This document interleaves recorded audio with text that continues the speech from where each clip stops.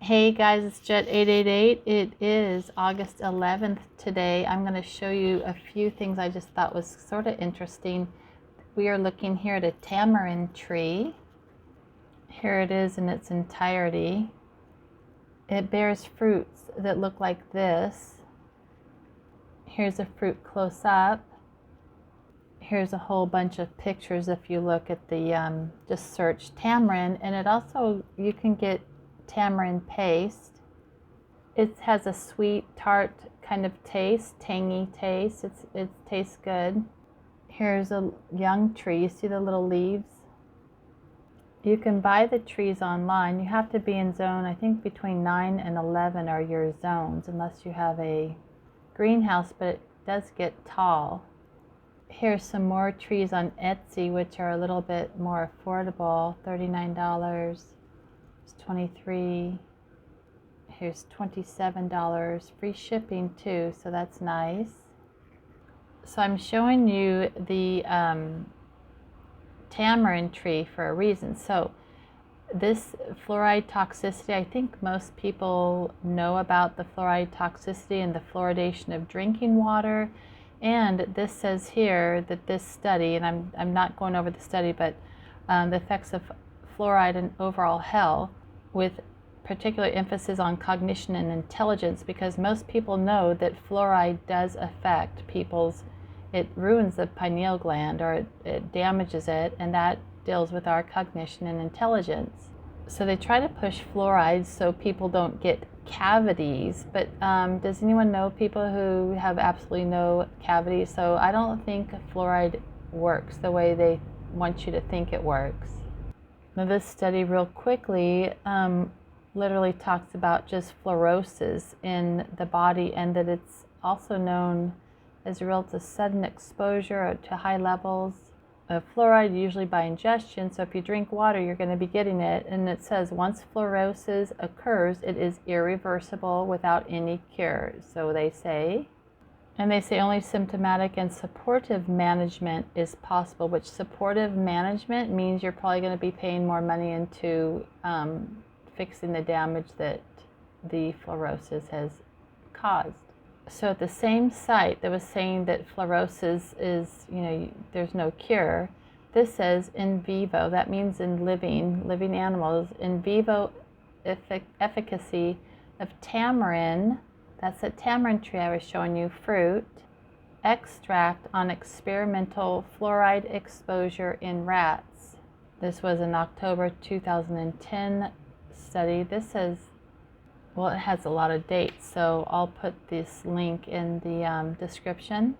So they were talking about this study was used just looking at to determine the efficacy of tamarind extract, the fruit pulp, on removing body fluoride burden. That would be fluorosis. So they monitored, it was a controlled study in all these rats and rat groups. Fluoride concentration in blood, urine, and long bone of experimental rats was monitored to assess the efficacy of the extract. So they compared the rats, those that had fluoride and those that were using the tamarind. So the study went on for 98 days. This states that the mean fluoride concentration the long bones of the treated rats was significantly lower than the values recorded in fluoride-exposed rats. So it states basically that these findings, because this is just an abstract, so these findings suggest that use of tamarind fruit pulp extract can reduce fluoride concentrations in blood and bone and enhance urinary excretion. That's good because you're getting rid of it, indicating the ameliorative potential of fruits of tamarind in fluoride toxicity. So ameliorative is able to repair. So in other studies, it also looks like tamarind and moringa. Do you guys know what that is? The moringa tree, they call it the drumstick tree. So this is what a moringa tree looks like. See the long pods? It's interesting how the long podded fruit trees seem to have some kind of effective benefit for reducing fluoride.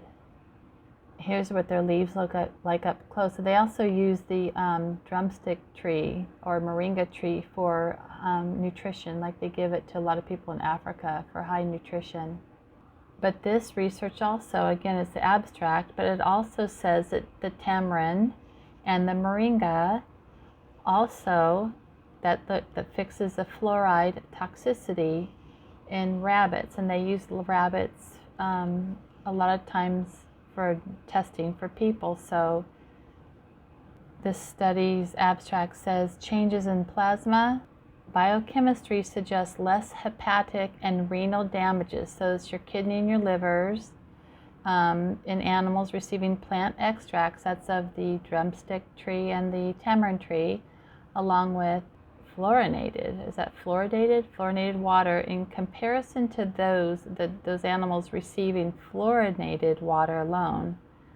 Preliminary results reveal these plant extracts have some potential to mitigate fluoride toxicity. Okay, so this is what made me want to do this video. Garden Squared has this little gardensquare.com, how to grow tamarind from seed, which I was looking that up. Here's your tamarind. And scroll down with me here. So they go over the whole article, talking about the different types of tamarind, step-by-step guide. You soak the seed, it needs warmth. And look at this, best-selling starting potting mix. So of course it's just giving, so here it wants to sell these, and just I'm sure the person doing this blog or whatever gets credit for this. So 5 best-selling starting potting mixes. So here we go. Preview product. Disney Boys Cars Potty Underwear, a 7-pack. You get, so there's your first preview. You get a 5 rating. The next one now, now we go to the Miracle Grow Indoor Potting Mix, Miracle Grow, Rooting Hormone. So then you get all these plant items, but what the heck do Disney Boys Cars Potty Underwear have to do with planting plants? Isn't that sort of weird? You could add a manure or compost. Maybe it's a Soylent Green. Little boys are better fertilizer. I don't get it. But anyhow, remember when Mr.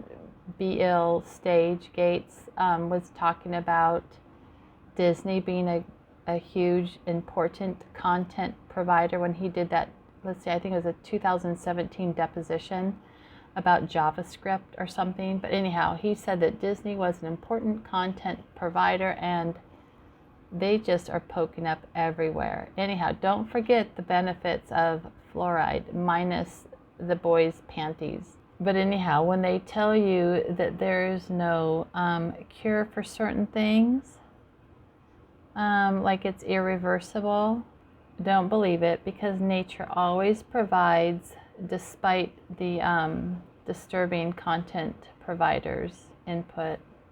All right, that's it. Okay, sorry, I should tell you the pineal gland. We're going to just read it here from clevelandclinic.org. It says your pineal gland is a tiny endocrine gland in the middle of your brain that helps regulate your body's circadian rhythm by secreting the hormone melatonin. So here's a little graph picture showing the pineal gland. And a couple sentences down, it says it's a tiny gland in your brain that's located beneath the back part of your corpus callosum. Callosum? It's a part of your endocrine system, so that's super important. It's a part of your endocrine system and secretes the hormone melatonin. Your pineal gland's main job is to help control the circadian cycles of sleep and wakefulness by secreting melatonin. So when they pour fluoride in the water and it destroys that, people, if you're not getting good night's sleep, that's why. And if I think most people know you can't really function without good sleep.